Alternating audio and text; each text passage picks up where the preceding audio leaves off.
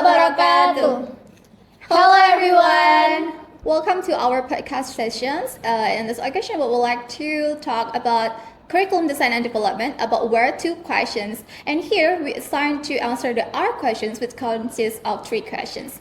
But before that, let us introduce ourselves. My name is Yurike Rahmawati. My name is Syarifah Mawaddah. And my name is Ima Yosi Antari. So without any further ado, let us go into the discussions. So Wadah, how will a student will be guided to reconsider their understanding of key idea?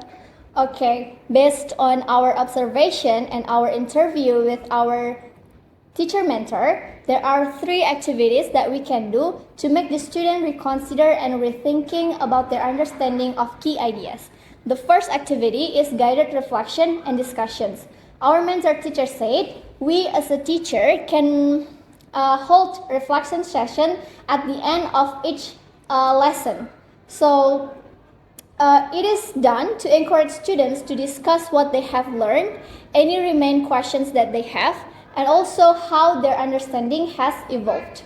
Therefore, every teaching model that is designed should include a reflection activity at the end. This will ensure that students have the opportunity to think about what they have learned and also to consolidate their understanding and make connections between what they have learned that day and then their prior knowledge. Reflective activities not only enhance comprehension but also encourage students to develop their critical thinking and also self-assessment skill. That's why our mentor teacher advised me when I did the teaching practicum in Social Day 3 at SMA 3 Bogor. She advised me to make the reflection session at the end of the lesson by asking the students to make the conclusion. So the conclusion or the reflection session, it is not doing by us as a teacher, but the students. The students are asked to make the conclusion. By doing this, we not only make the learning and process student-centered, but also we make the students more active and engaged in the learning and teaching process. And besides asking the students conclusion, we can also ask them open-ended questions. By asking them open-ended questions, we challenge the student to think deeper about what they have learned on that day. So questions like, what are your thoughts on blah blah blah, or why do you think it is important? It can stimulate their critical thinking and connect it into their real life situations. And also, our mentor teacher said, if those 2 activities did not work, we can do another activities. So if there is no one want to answer the questions or want to make the conclusion at the end of the class, we have to introduce them to reward stickers. So during the teaching and learning process, the students who are actively engaged and participate in the class, we will give them stickers. So at the end of the lessons, all of students who are receive stickers will be divided into groups. So each group has 1 student who has stickers. And then what will they do in the small group discussion? They will discuss about the students, why they received the stickers, what did they learn through that activities. So it's not only make the learning and teaching process active, but also it can reinforce other students to more be brave and embracing themselves in the teaching and learning process. And then the third activity that we can do is formative assessment. We know using formative assessment like quiz, small assignment, or verbal feedback, it can periodically evaluate students' understanding and give them chance to correct any misconception that they have during the learning and teaching process. It also can make us measure how well our teaching method works on the students.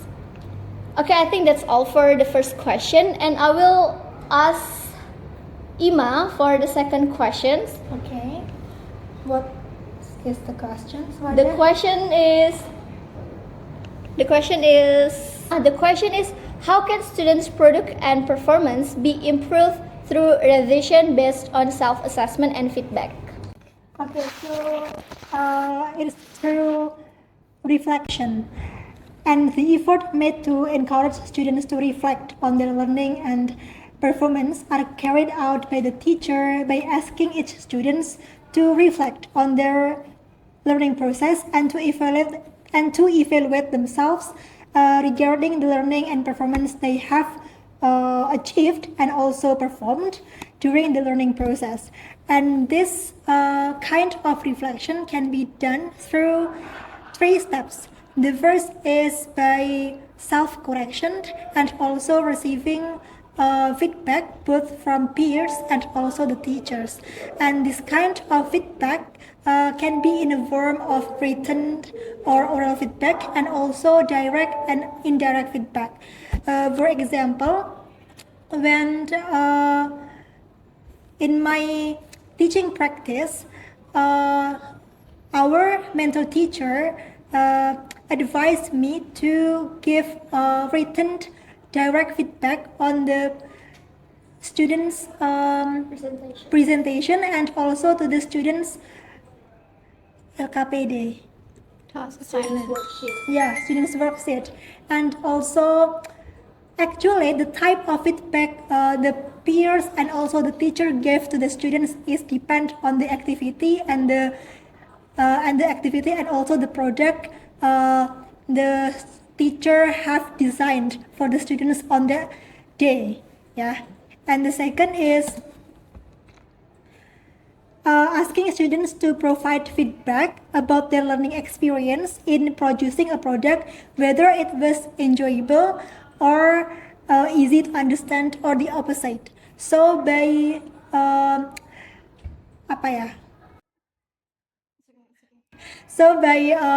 let the students to give explanation about what they feel about the activity they have done or they have received from the teacher. Both the students and the teacher can make an improvement, especially for the teacher by knowing what is fit to the students. They will make better in designing lesson plan. In the next step is that students are then asked to write improvement on the product they have received. In this section, they are expected to write down the feedback they received both from teachers and the peers so that they will know the incorrect and the correct answer, and then they will realize and can learn from it. And then the next questions will be answered by Yuri. And the question is that how are students encouraged to reflect on their learning and also performance? Alright, as a teacher, of course, it is true that important of guiding students to reflect on their learning process and performance.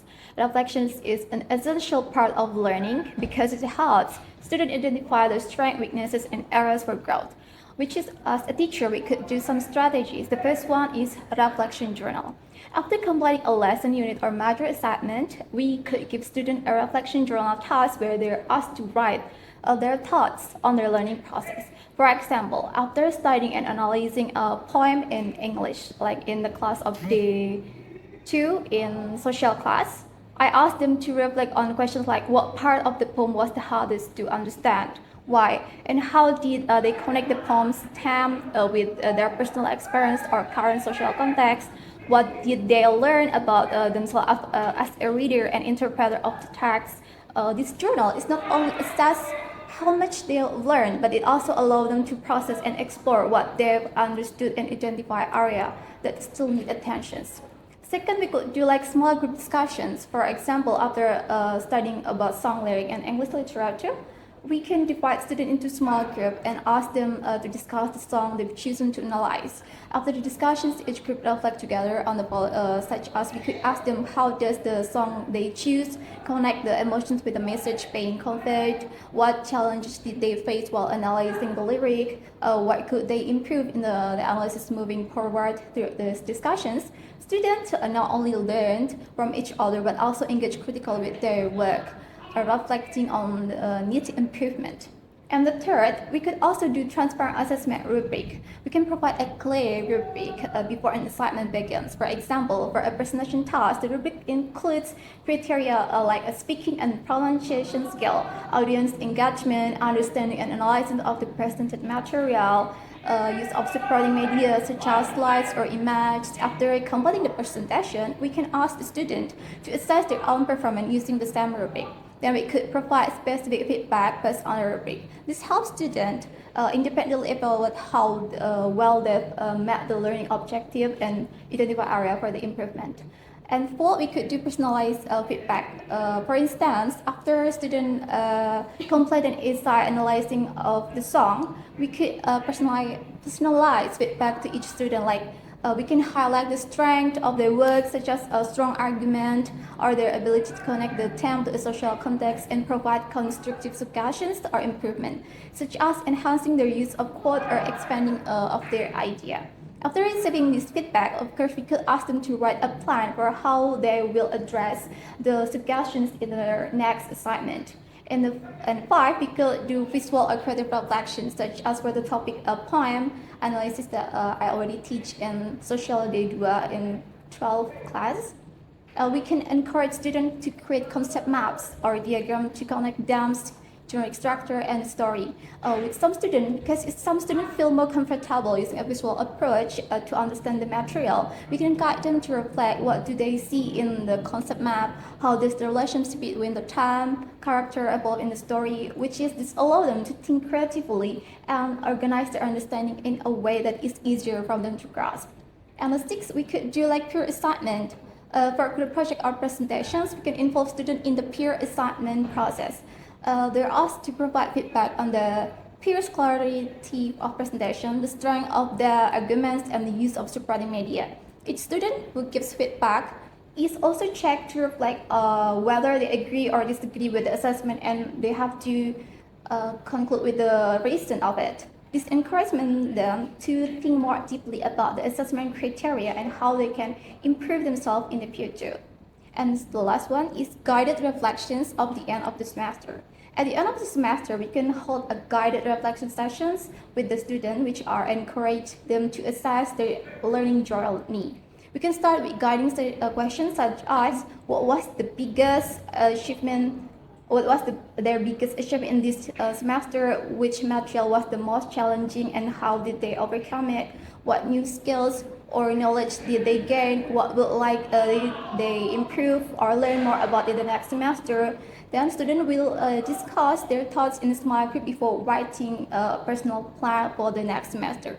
This gives them opportunity to reflect on their learning journey and make concrete plans for the improvement. Moreover, based on our interview with a mentor teacher in SMA Negeri 3 Bogor, she's using reflective conversations at the end of each unit with students in classes as the reflections on their learning and performance. During these discussions, the teacher asked the student about the difficulty they face with the material and their feeling about learning the material. My mentor teacher believed that it's not all reflections need to be written and prefer using more casual method that makes students feel less stressed and less burden. This conversational approach allows students to express themselves more freely, creating a more comfortable environment for reflections. And through this conversation, the teacher could also evaluate and gather insight for improving student ability. By taking notes from these discussions, the teacher can identify the weaknesses, the strength, and the area that need to be improved. This approach helps the teacher to understand where students may need more support or practice and can inform the adjustment or improvement needed for the future lessons. In essence, our mentor teacher, Reflective method emphasizes a more informal, interactive, and less intimidating way to gather valuable feedback from students, ultimately enhancing the overall learning process. So that's the answer of the 3 questions. And for the conclusions, For the first questions, the conclusion is by using those 3 strategies, we as a teacher can help students continuously think about and evaluate their understanding of the key ideas throughout the learning and teaching process.